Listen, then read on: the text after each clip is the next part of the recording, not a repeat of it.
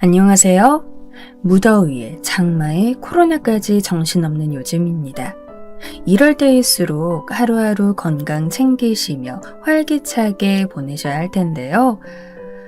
그런 의미에서 오늘은 속 시원한 동치미 사연을 준비했습니다. 쥐뿔도 없으면서 잘난 척 하던 시모에게 날리는 능력 있는 며느리의 한방. 그럼 시원한 동치미 한 그릇 들이키러 출발해 볼까요? 저는 톡톡사연 박주환입니다.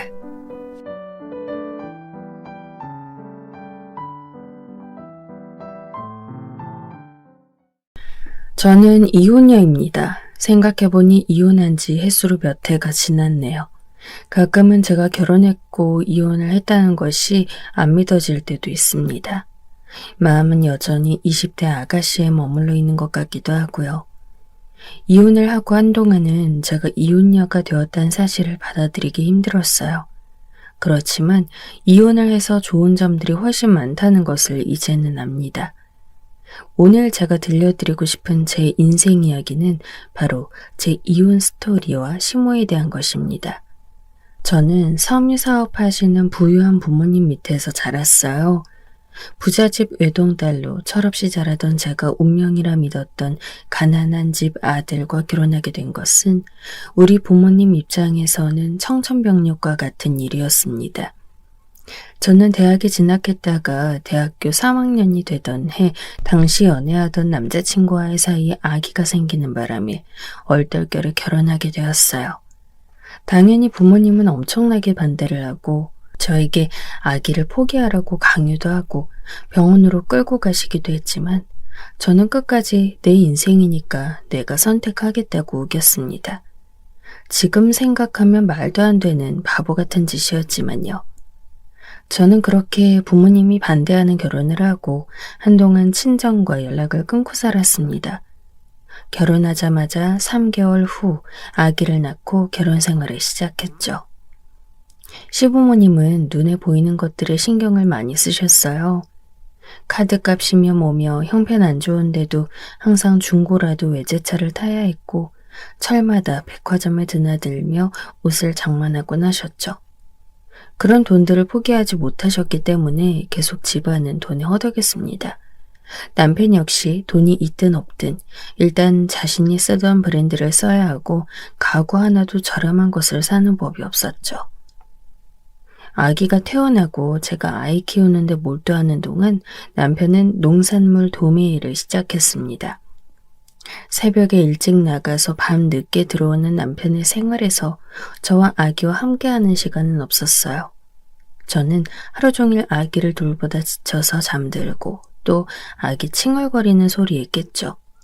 그렇게 혼자서 하루 종일 아기를 돌보다 보니 제때 머리 감을 수도 없었고 끼니 역시 제대로 챙겨 먹을 수 없었어요. 손톱 하나 제대로 깎을 시간 없고 화장실에 볼일 보는 것조차 쉽지 않았죠. 시어른들은 가끔 아기가 보고 싶다고 연락도 없이 찾아오거나 식사까지 2끼 이상 얻어먹고 가셨어요. 저는 우는 아기 젖먹이랴 제가 젖먹이는 것을 빤히 민망하게 보고 있을 정도로 배려 없는 시부모님 치닥거리 하랴 나중에는 정신이 멍하고 아무 의욕도 나지 않을 정도로 시댁 식구들과 육아에 시달렸습니다. 남편이 남의 편이라서 남편이라는 말 들어보셨나요? 제 남편이 딱 그 짝이었어요. 육아도 시댁 식구들 치닥거리도 모두 제 몫이고 제가 친정의 발길 끊었다고 사위 노릇도 전혀 하려 하지 않았죠. 저는 시간이 지나면서 결혼한 것을 뼈저리게 후회했습니다. 그저 풍족한 가정 환경에서 편하게만 살아서 제가 얼마나 좋은 환경에서 살았는지 많은 것을 누렸는지 몰랐던 것이었어요. 남편은 그렇게 하루 종일 일하고 왔다고 집에서는 육아든 집안일이든 아무것도 않고 손가락도 까딱하지 않으려 했고 저에게 생활비라며 한 달에 딱 100만 원만 주었습니다. 그 100만 원으로 저는 3인 가족이 먹을 음식을 만들고 아기가 쓸 생필품과 제 용돈을 써야 했어요. 너무너무 빠듯했고 숨 막힐 것 같았지만 저는 참고 또 참았습니다. 아가씨 때부터 좋아해서 매일 사 먹었던 브랜드 커피숍도 가지 않고 가끔 동네 작은 커피숍에서 가장 저렴한 커피를 골라 마셨어요. 그런 날도 일주일에 한 번이나 두 번 정도였죠. 백화점 가서 가격은 안 보고 그냥 예쁜 옷을 다 사곤 했던 제가 인터넷 쇼핑몰에서 가장 저렴한 옷만 골라서 할인 쿠폰까지 써서 옷 사곤 했어요. 그렇게 겨우 새 옷을 한 번 사 입은 날이면 남편은 돈 아껴 쓰지 않고 또 쇼핑했다며 절 타박하곤 했죠. 그렇게 하루하루 찌들어 살다 보니 너무 서럽고 힘들어 그냥 부모님 말씀대로 남친과 헤어지고 아기도 지우고 선보거나 공부를 더 했다면 내 인생이 얼마나 풍요롭고 행복했을까. 그런 생각을 하다가 아기에게 미안해 자고 있는 아기를 부여잡고 오열을 하던 밤도 있었죠. 너무 지쳐있다 보니 나중엔 친정 식구들 얼굴도 가물가물했어요. 아기 낳고 아기가 유치원 갈 때까지 연락을 아예 하지 않았으니 그럴만도 했죠. 저는 스스로 자처해서 고아가 된 듯 고립되어 있었죠. 그런 제 결정이 남편과 시댁 식구들 입장에서는 저를 더 함부로 하고 편하게 대하는 이유가 되었다는 것을 나중에야 알았죠. 저는 그렇게 결혼 생활이 3년 차에 접어든 어느 날 TV 드라마에서 친정엄마가 죽어서 우는 여주인공의 모습을 보다가 문득 엄마가 보고 싶다는 생각을 했어요. 엄마가 어떻게 지내고 있을지 너무나 궁금하고 또 그리웠습니다. 비록 반대하는 결혼을 했을지언정 자존심 때문에 한 번도 연락 않고 손주 얼굴도 안 보여드린 것은 제가 잘못한 것이었으니까요. 엄마가 너무 보고 싶었어요. 그래서 어느 날 미친 척하고 짐을 싸고 아기를 데리고 버스를 탔습니다. 엄마도 아빠도 너무 보고 싶었고 내가 아기 데리고 가는데 설마 내치진 않겠지 그런 생각도 들었어요. 그렇게 저는 친정 동네 정류장에 무턱대고 내렸습니다. 청가방을 질질 끌면서 우는 아기를 달래고 친정집으로 향하는 골목 어귀를 힘들게 걷고 있을 때 옆에서 고급 세단이 다가왔어요. 그리고 그 차는 제 옆에 멈추더니 창문을 내리더군요. 바로 엄마였습니다. 너 이게 무슨... 엄마... 엄마는 황급히 차에서 내리더니 아기와 아기 짐을 받아들고 절 태웠어요. 오랜만에 타본 고급차는 정말 푹신하고 좋았습니다. 내가 한때는 이런 차를 타고 엄마와 백화점 쇼핑을 다녔다니 그 모든 것이 꿈처럼 느껴졌는데 아니었어요. 현실이었습니다. 엄마는 화가 나셨는지 속이 상한 건지 저를 차에 태우고는 아무 말씀도 하지 않고 그저 아기만 쳐다보고 계셨죠. 그래도 아기가 귀여웠는지 아기 옹알이에 간신히 미소 지으시더군요. 그렇게 저는 친정집에 가서 며칠을 쉬다 왔습니다. 엄마는 내가 너무 몸이 상했다며 전복죽을 써오라는 등 대게를 수산시장에 가서 사오라는 둥 난리를 피고 아기 물품이 다 너저분하다며 사람을 시켜 백화점 가서 비싼 것들로 다 바꿔오라고 하고 제가 푹 쉴 수 있도록 며칠 아기 봐줄 이모를 구해주고 저를 데리고 가서 제 옷가지며 가방이며 그런 것들을 다 사줬어요. 그리고 절 외면하고 있는 아빠에게도 잘 이야기해 주셨죠. 오죽했음 저런 꼴로 자존심 다 굽히고 집에 찾아왔겠냐고. 당신도 이제 그만하라고. 본인 선택인데 어떻게 하냐고. 그저 우리가 도와줄 수 있는 게 있으면 도와주며 살자고. 저 어린 손주를 보고도 계속 모른 척 할 거냐고 말이죠. 아빠는 며칠 그렇게 저와 말씀도 안 하시다가 제가 정원에 나가서 커피 한 잔 마시고 있을 때 오셔서 그랬어요. 그래, 아기 이름이 뭐라고? 하영이요, 아빠. 하영이? 예쁜 이름이구나. 그래, 어떻게 지냈냐? 아빠, 나 너무 힘들어요. 아빠 말씀을 들을 걸 그랬어요. 저는 아빠의 다정한 말 한마디에 무너져 울음을 터뜨렸어요. 아빠는 그런 제 등을 말없이 쓸어주셨죠. 저는 그렇게 친정에 머물면서 부모님께 사죄드리고 관계를 회복했습니다. 부모님은 제가 너무 빠듯하게 사는 게 안쓰러우셨는지 저에게 남편 몰래 비상금으로 쓰라면서 꽤 큰 돈을 지워주시고 조만간 집으로 차를 한 대 보낼 테니 그 차를 끌고 다니라고 하셨어요. 사위에게 대놓고 돈으로 주지 않는 것은 혹시나 모른다는 생각 때문이라고도 덧붙이셨죠. 그리고 앞으로는 먹는 거, 입는 거, 생활하는 거 불편하면 친정에 들러 해결하고 가라고 했습니다. 전 그제야 숨통이 좀 트이는 것 같았어요. 제 예전 생활로 돌아가는 것 같았죠. 사실 남편과 살고 있는 그 집으로 돌아가기가 너무나 싫고 끔찍했어요. 구질구질하고 말 많고 제 자유라곤 하나도 없는 그 집. 진짜 내가 왜 이런 남자랑 결혼까지 했는지 이해되질 않았죠. 어쩌면 그때서야 콩깍지가 벗겨졌는지도 몰라요. 그렇게 저는 며칠씩 친정에 들르면서 그 힘든 생활을 버텨냈습니다. 친정에 가면 저는 공주였는데 시댁에 가면 전 무술이었어요. 그런 괴리감을 견디기 어려웠고 그런 것들이 싫었습니다. 저는 남편과 그만 갈라서고 혼자 편하게 아기 키우고 싶은 마음이 들었어요.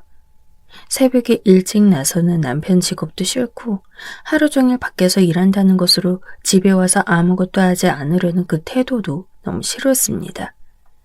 그렇게 이혼 생각이 굴뚝같이 심해지던 어느 날, 저는 결국 변호사 사무실에 찾아가서 상담을 받았죠. 이혼을 하고 싶은데요.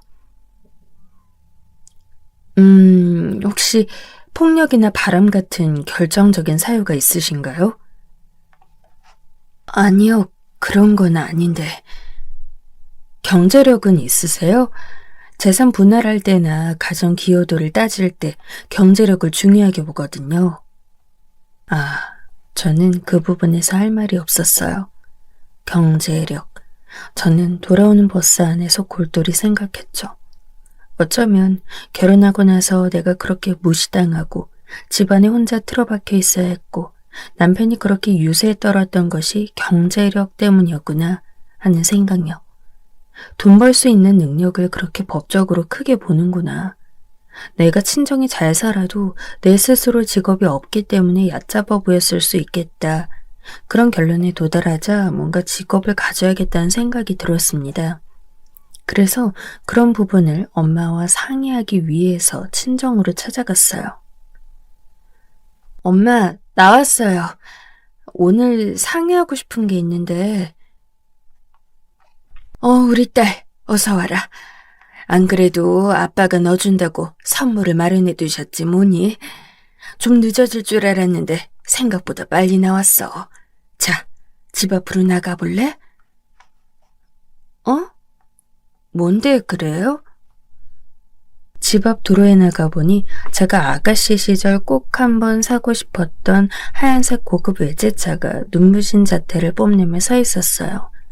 저는 깜짝 놀라서 뭐라 말도 못하고 부모님을 바라봤죠. 혼수도 못 해줬잖니. 그냥 결혼할 때 해준 게 없어서 마련한 것이니 아기랑 어디 갈 때 쓰거라. 아빠, 엄마, 너무 비싼 차인데 감사합니다. 얼른 타봐. 아휴, 우리 딸하고 잘 어울리겠다. 너무 예쁘지? 이 차.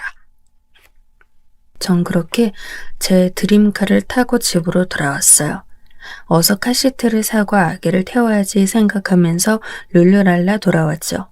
그런데 남편이 시어머니와 함께 저녁 먹고 있더군요. 어디 갔다 이제 와? 엄마가 저녁 먹재서 잠깐 나왔는데. 친정 좀 갔다가. 이제 출가 외인인데 거긴 왜 자꾸 드나드니? 어머, 너 손에 든 그게 뭐야? 차키야? 네. 친정에서 차를 좀 빌려주셨어요. 분명 사주셨다고 하면 안 될 것 같아 전 빌려줬다고 둘러댔어요.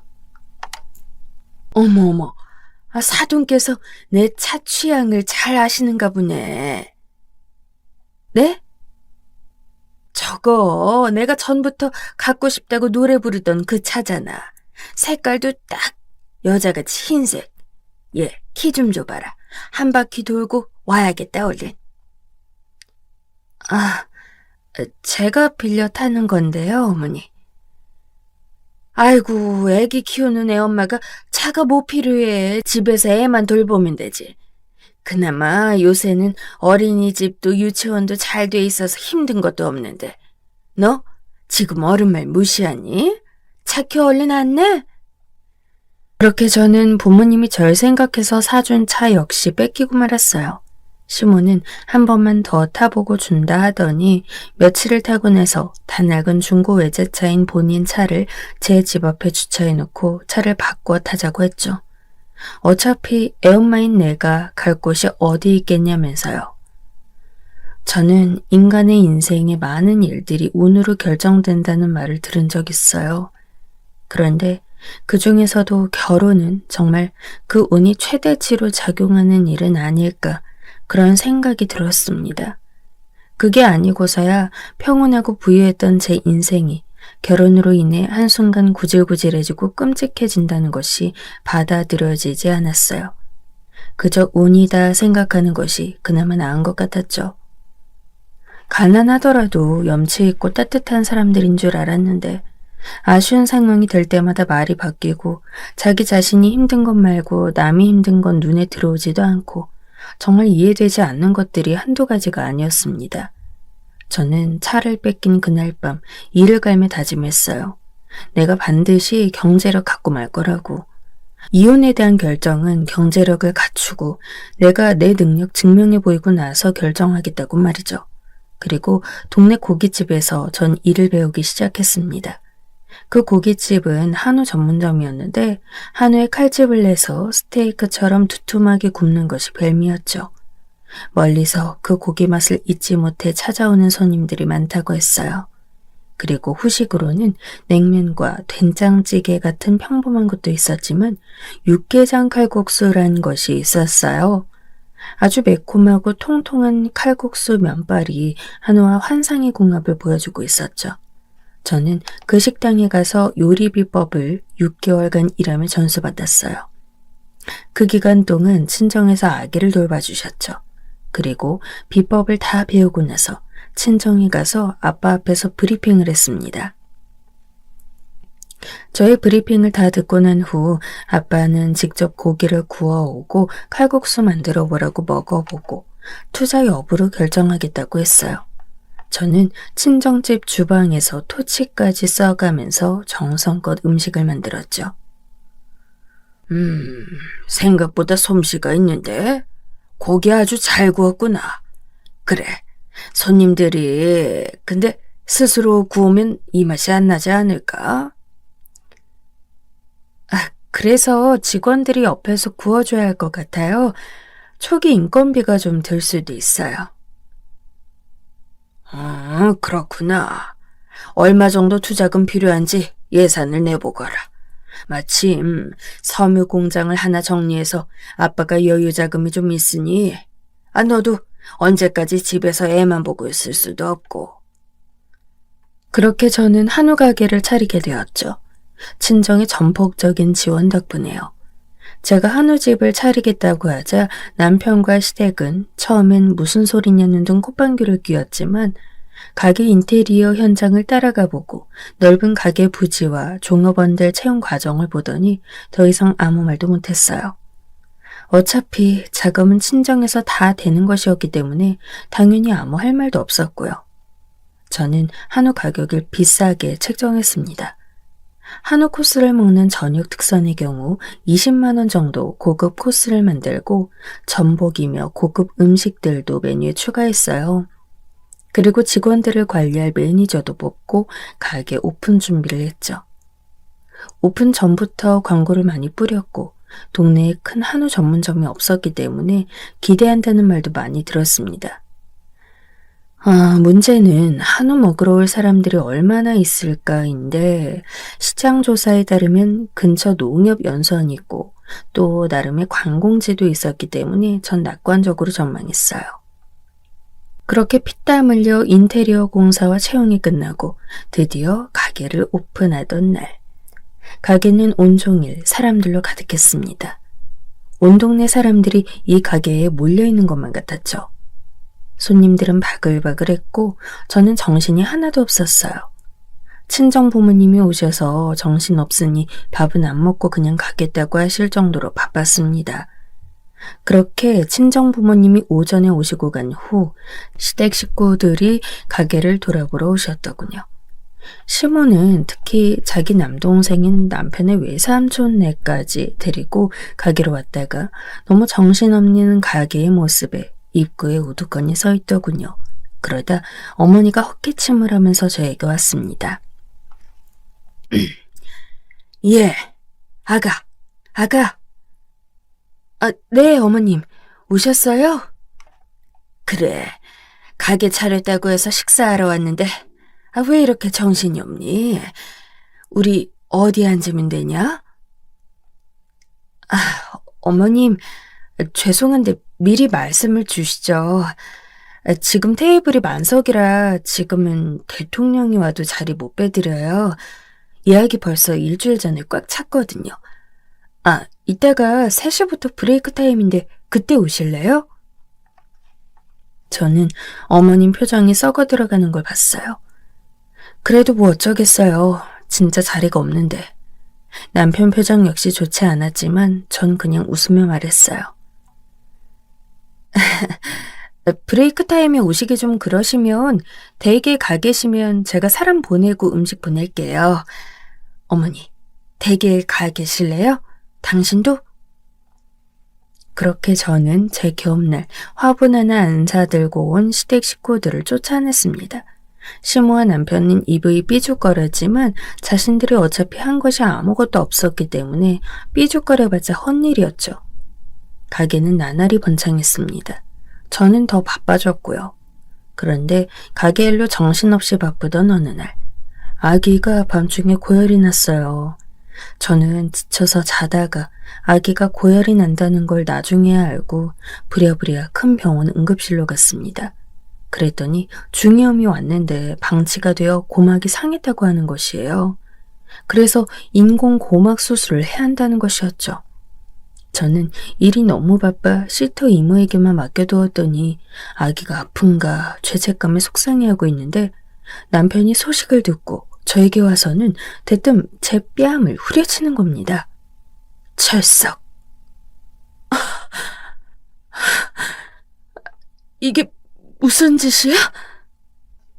정신 빠져서 사업인의 몸에 설친다고 했다. 애 하나 건사 못하면서 무슨 사업이야. 당장 접어. 처가에 말해서 그냥 관리해줄 사장 뽑으라고 하고 넌 다시 집에 있어. 애는 엄마가 챙겨야지. 넌 엄마잖아. 이게 다 내 잘못이라는 거야? 내가 집에 있으면서 애 돌보려고 했지. 근데 그런 나 능력 없는 인간 취급하면서 과시한 건 너 아니야? 밖에서 꼴랑 돈 몇백 벌어온다고 잘난 척이나 하고? 뭐? 꼴랑 돈 뭐? 네가 뭔데 날 때려. 안 그래도 애기 아파서 속상한데 넌 아무 책임도 잘못도 없고 애 건사는 오로지 엄마인 나만 해야 된다는 식으로 굴면서 책임은 나한테 다 덮어씌우고 네가 뭔데 나한테 이래? 저는 그 길로 친정에 아기 맡기고 나가서 진단서를 뗐어요. 너무 분해서 견딜 수가 없었죠. 능력 없고 가난해도 성실하고 착한 사람이라 믿었는데 사람에게 손 찍어 마는 그런 인간일 줄이야.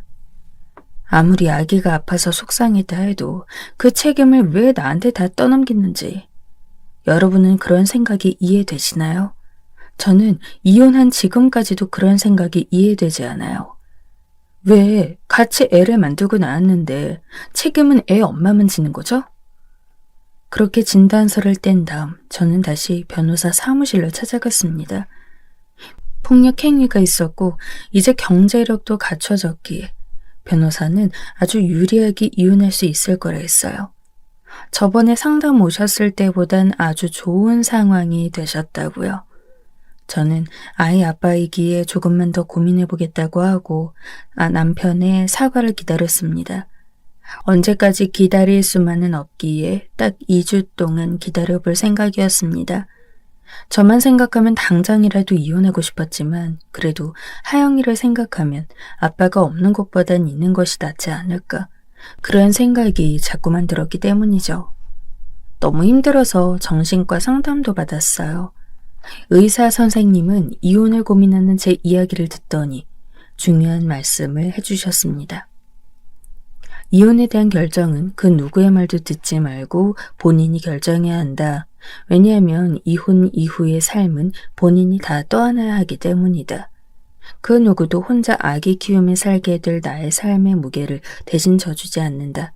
그렇기 때문에 신중하고 또 신중했으면 좋겠고 어떤 선택해도 하지 않는 선택에 대한 후회나 아쉬움은 반드시 남기 때문에 100% 만족스럽지 않을 것이다. 그때 들었던 말씀들이 저에겐 이상하게 큰 위로가 되었어요. 친구들이나 친정에 털어놓았을 땐 화내면서 이혼하란 말을 듣거나 혹은 그냥 참고 살란 말을 들었는데 확실히 의사 선생님은 좀 다르게 말씀하시더군요. 어떤 선택을 하든 결국 장단점이 있을 거란 그 말도 뭔가 세상에 100% 만족스러운 일은 없단 말로 들려서 마음이 편해졌어요. 제가 어떤 선택을 하든 저의 아이와 저의 부모님은 항상 제 곁에 있을 거니까요. 그렇게 2주간 저는 남편의 사과든 비난이든 대화의 기회를 기다렸습니다. 그러나 남편은 여전히 아이 케어하는 부분에 있어서 잘못한 사람이 나라는 입장을 바꾸지 않았어요. 모든 책임을 나에게만 돌리고 내가 잘못해서 모든 것이 망쳐졌다는 식으로 원망하며 절 때린 것조차 제대로 사과하지 않았습니다. 그렇게 많은 고통의 시간을 보낸 끝에 저는 제 뺨을 때린 것조차 사과하지 않는 사람과는 더 이상 그 어떤 신뢰도 없다는 결론에 도달했고 이혼을 결심했어요.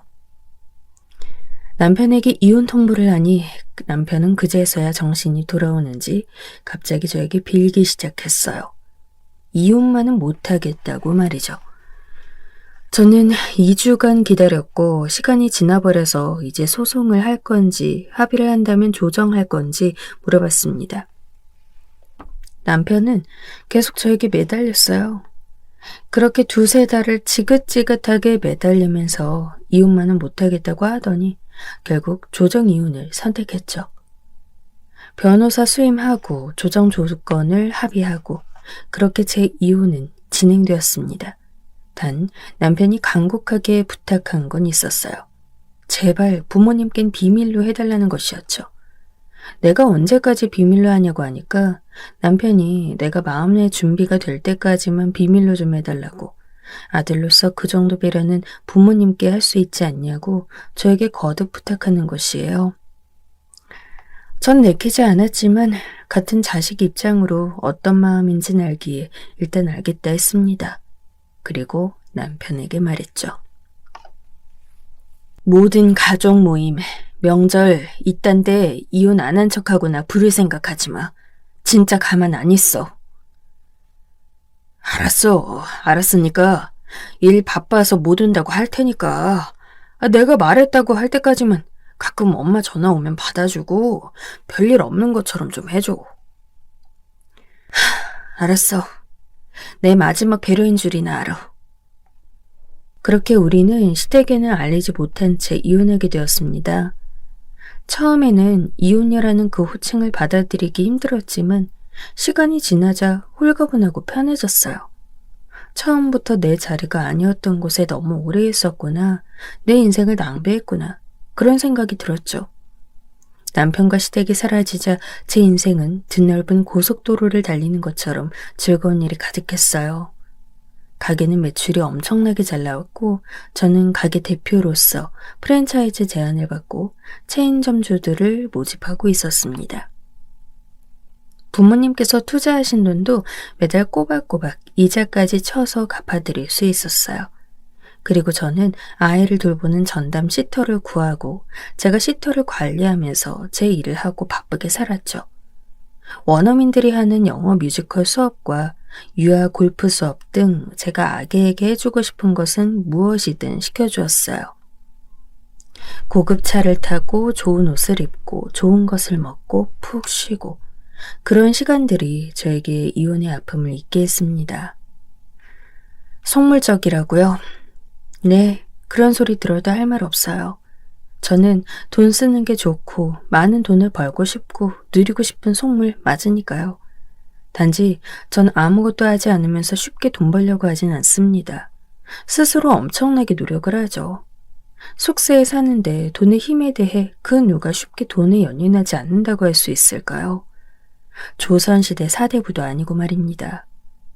제가 결혼할 때 했던 가장 큰 실수는 그런 부분에 대해 지나치게 낭만적으로 생각했다는 것입니다. 돈이 없는 사람들의 삶이 어떻고 얼마나 힘들게 견뎌야 하며 또 그 와중에 없으면서도 허세 떨기 위해 얼마나 무리하는지 그런 것들이 정말 치가 떨리기 싫었어요. 다행히 저에게는 제 모든 것을 회복시켜줄 재력을 가진 부모님이 있었고 또 일을 할 수 있는 건강한 몸과 더 나은 삶을 살고자 하는 의지가 있었어요. 저는 한동안은 그저 이제는 전 남편이 되어버린 아기 아빠와 시댁에 대해 아예 생각하지 않으려 했습니다. 생각을 하면 할수록 답답하고 후회가 되고 부정적인 감정들만이 올라왔기 때문이죠. 그렇게 마음을 추스리려 애쓰는 동안 1년이란 시간이 흘렀어요. 남편이 뭐라고 했는지 시부모님께선 저에게 잘 연락하지 않으셨죠. 다만 가끔 안부 전화라며 연락이 오셨기에 전 일단 이혼한 건 아직 모르구나 싶어 친절히 응대를 해드렸습니다. 어머님은 전화를 하셔서 왜 이렇게 코빼기도 안 보이냐며 얼굴을 언제 보여주는 거냐고 못마땅해 하셨죠. 저는 이혼한 걸 밝힐 수도 없고 해서 그냥 가게 일이 많이 바쁘고 매출도 잘 나와서 정신 없다고만 말씀드렸습니다. 계속 채간을 하신다면 언젠가는 전 남편이 자기 입으로 이혼했다고 말하겠지 그런 생각이었죠. 그런데 그렇게 시간을 끌다가 마침내 문제가 생겼습니다. 그것은 바로 어머님의 동창회 소식이었죠. 시어머니는 고등학교 모임에 총무를 맡고 계셨는데 이번에 동창회를 크게 하게 되었다며 저에게 장소를 우리 가게로 하면 어떻겠냐고 하시는 거예요. 전 당황해서 말씀드렸어요. 어머님, 90명이나 되는 단체는 저희가 잘 안 받아요. 손님 케어하기가 힘들어서요. 그리고 동창회 하시는데 한우는 좀 과하지 않을까요? 저희 가게가 가격이 좀 세요. 회비로 드시는 거 아닌가요? 너 말 한번 기분 나쁘게 하는구나. 내가 무슨 네 동네 옆집 아줌마냐? 시어미가 친구들 좀 불러서 고기 좀 먹겠다고 하면 네 하고 대답하고 순순하게 굴면 될 것이지 무슨 가격이 어쩌고 명수가 어쩌고 그런 태클이나 걸고 있어? 내가 남이야? 어? 그리고 우리 회비 많으니까 제일 비싼 코스로 시킬 거야. 걱정 말고 내가 말한 날짜에 예약 잡아도. 네. 저는 어머님이 너무 기분 나빠하셔서 어쩔 수 없이 예약을 잡아드렸어요.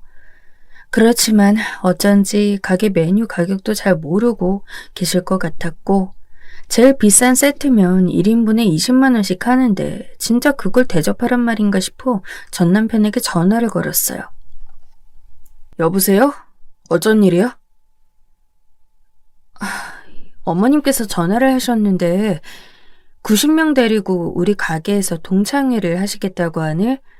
제일 비싼 코스로 달라고 하시는데 그러면 밥값만 1,000만 원 넘게 나올 거야. 내가 못하시게 엄마한테 말씀드려볼게. 전 남편은 급하게 전화를 끊었어요. 저는 아들과 엄마가 잘 해결하겠지 생각하고 그냥 내버려 두었습니다. 그런데 어머님이 다시 전화를 하신 거예요. 여보세요? 너 그새 네 남편한테 일렀니? 내가 도대체 너한테 어른이긴 해? 며느리가 한우 가게 하는 거 동창들이 다 아는데 한 번도 초대도 안 했으면서 이번 기회에 시어머니 면 좀 세워주는 게 뭐가 어때서 그래? 잔말 말고 제일 비싼 코스로 준비해. 90인분으로. 내가 회비가 부족하면 내 재산 털어서라도 밥값 낼 테니 요새 좀 그만 떨어라. 에휴, 원. 어머님은 전화기에다 대고 소리를 지르셨습니다. 저는 어이가 없었지만 그놈의 허세병 또 도졌네 싶어 이번 한 번은 그냥 조용히 맞춰드리고 남편한테 한 달 내로 이혼의 사실 이야기하라고 해야겠다는 마음을 먹었죠. 마지막 이혼 선물로 어머니와 친구분들 밥 대접하는 것이라고 생각하기로요. 좋게 좋게 그냥 넘어가야 저와 제 아이 인생도 앞으로 좋은 일들이 많겠지 하고 애써 마음을 좋게 다독였죠. 드디어 대망의 동창의 날이 되었습니다. 저는 어머님이 어쩐지 돈을 안 주고 버티실 것 같아서 최고급 코스인 20만 원짜리 코스 말고 그 밑에 12만 원짜리 코스로 90인분을 준비하라고 지시해 둔 상태였어요. 시간이 되고 속속 어머님 동창분들이 오셨죠. 전 며느리도 아닌데 며느리 행세를 하면서 그분들 인사를 들어드려야 했고 시어머니는 아주 으쓱한 표정이셨죠. 마치 자기 돈으로 차린 자기 가게인 듯 말이에요. 저런 꼴값을 보는 것도 오늘 뿐이니 오늘 하루만 참자 하면서 전 허벅지를 꼬집었습니다. 결혼 생활 내내 지긋지긋했던 저놈의 없으면서 있는 척하는 허세가 참 일관성 있다 싶은 것이 이혼하길 다행이다 싶었죠. 여기가 우리 며느리가 하는 가게야. 어서 앉아. 오늘 먹고 싶은 거 다 먹어. 어머, 여기가 인터넷에서 그렇게 유명하다고 하던데. 인테리어 너무 고급스러운 거 아니니? 아우, 너무 멋지다, 얘. 며느리 잘 봤다. 아유, 우리 아들이 결혼해준 건데 뭐. 며느리가 결혼하고 싶다고 얼마나 매달렸다고. 하긴 네 아들이 워낙 인물도 좋고 성격도 좋고 좀 잘났잖아. 그치? 저는 온갖 듣기 싫은 소리들을 한 귀로 듣고 흘리면서 최대한 직원들에게 정중히 서빙해드리라고 지시하고는 카운터에 가 있었어요. 정말이지 꼴도 보기 싫었기 때문이죠. 그런데 근데 내가 찾아보니까 최고급 코스 요리에는 전복구이하고 오미자 식혜랑 몇 가지가 더 나오던데. 우리 오늘 먹는 거 제일 비싼 코스 맞아? 며느리가 당연히 최고급으로 준비한다고 했는데. 얘 아가, 이리 와보렴. 네, 어머니? 예, 전복 요리하고 왜 안 나오니? 불싸. 요새 홈페이지나 인터넷에 메뉴 공개가 다 되다 보니 어머니 동창분들이 이건 최고급 코스 아니라고 꼬투리를 잡으신 것 같았어요. 저는 슬쩍 12만 원짜리로 깔려던 꼼수가 걸려버려서 울며 겨자 먹기로 제일 비싼 코스 요리들을 뒤늦게 만들어 서빙했습니다. 어머님 손님들 때문에 원래 최고급 코스 드시려던 손님들이 다른 코스를 드시게 되었고 손해가 발생하고 있었어요.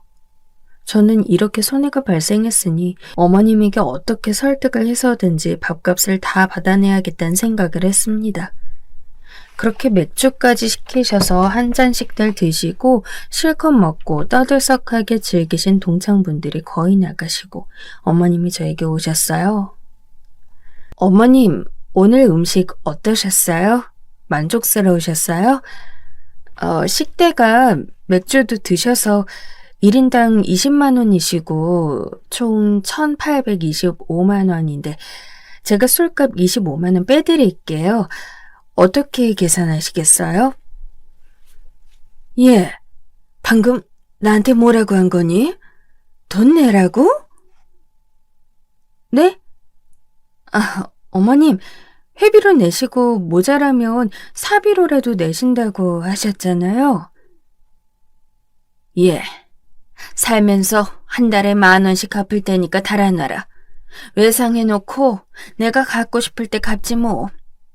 참, 아유, 가족끼리 무슨 밥값을 받으려 들어? 아유, 어머님. 이대로 가시면 어떡해요? 어머님 친구분들 시중 드느라 저희 완전 오늘 장사 하나도 못했어요. 지금 까먹은 하루 매출이 얼만지 아세요? 얘가 돈독이 올랐나? 늙은 시어미랑 친구들 대접 하루 한 것 가지고 온갖 못할 소리를 하네? 정신 좀 차리고 살아. 너 우리 아들 정도 되니까 그래도 너랑 살아주지. 고마워해. 어머님은 점점 더 말도 안 되는 소리를 하면서 절 열받게 하셨어요. 저는 남편과의 약속을 떠올리면서 말하지 않으려 했었지만 남편이 저랑 살아주고 있는 거라며 감지덕지하라는 식의 그 말에 결국 이성의 끈을 놓고 말했죠. 아줌마, 거기 서요. 몇 걸음 앞으로 가고 있던 어머님이 순간 우뚝 멈췄어요. 뭐? 아줌마, 저 아줌마 아들하고 이혼한 지 1년 됐거든요? 이제 남남이라고요. 밥값 안 내고 가시면 경찰에 신고할 거니 어디 그 문 밖으로 한번 나가보시든가.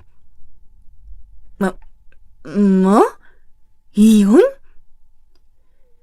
네, 벌써 1년 지났고 아줌마 아들이 제발 부모님께 말하지 말아달라 해서 그동안 말씀 못 드렸어요. 그러니까 제가 밥값을 안 받을 순 없으니 당장 돈 내놓으세요. 돈 없으시면 저한테 매일 가게 나와서 설거지를 하시든가요. 설거지 일당이 종일 일하면 10만 원 정도 되니까 180일, 6개월 정도 일하시면 되겠네요. 마침 설거지 알바 구하던 참인데 잘 됐네요. 저는 속에 있던 모든 응어리를 그냥 다 말로 쏘아버렸어요.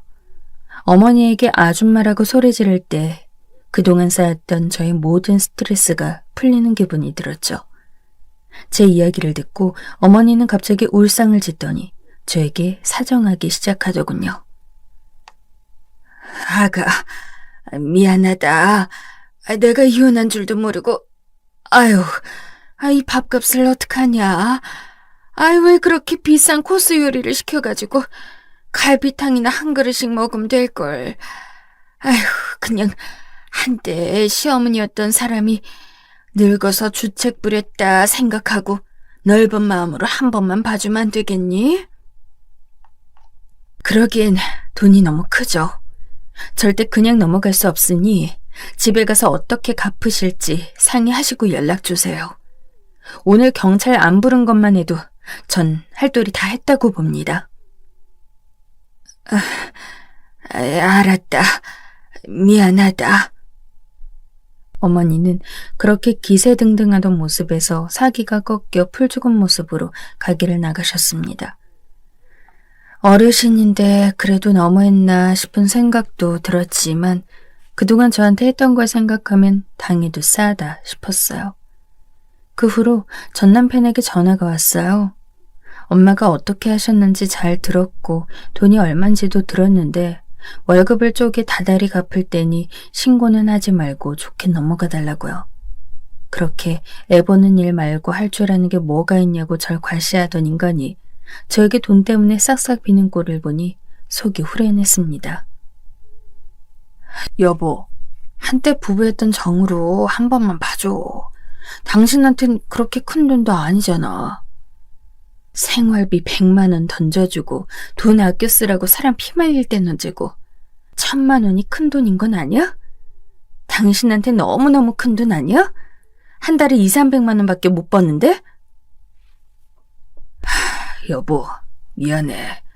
내가 당신하고 살 때도 당신 친정이 어떤 곳인지 당신이 어떻게 살아온 사람인지 그런 걸 잘 몰라서 실언을 많이 했어. 근데 이제 어머니까지 이러니까 나도 너무 쪽팔리고 괴로워. 그냥 못난 남자랑 잘못 엮였다고 생각하고 어쨌든 경찰에 신고하거나 그러지 마. 내가 한 달에 100만 원씩 꼬박꼬박 갚을 테니까 제발 한 번만 넘어가줘. 미안하다 정말. 그래, 알겠어. 이제 네 인생과 내 인생이 좀 다르다는 걸 알겠니? 생활비 100만 원 같은 소리 나한테 하면서 돈 버는 유세했던 네가 네 스스로 좀 부끄럽길 바랄게. 다달이 100만 원씩 꼭 갚아. 맥주값 25만 원은 내가 까주려고 했는데 안 되겠다. 그냥 1825만 원 딱 맞춰서 갚도록 해. 이제 안 붙이는 것만도 고마워해야 할 거야. 그 후로 저는 전 남편에게 다달이 밥값을 받으며 지내고 있습니다. 그리고 그 지긋지긋한 전 남편과 시댁 얼굴도 안 보고 자유롭게 풍족하게 살고 있죠. 결국 사람은 다 자기가 살아야 할 자리가 있는 것 같아요. 제가 너무 순진해서 그 자리를 잘못 찾아가서 그걸 되돌리는데 이렇게 오랜 시간이 걸린 것 같아요. 여러분, 오늘 제 이혼 스토리 어떠셨어요? 더운 여름날 시원한 사연 되셨길 바라며 저는 이만 물러가겠습니다. 행복하세요.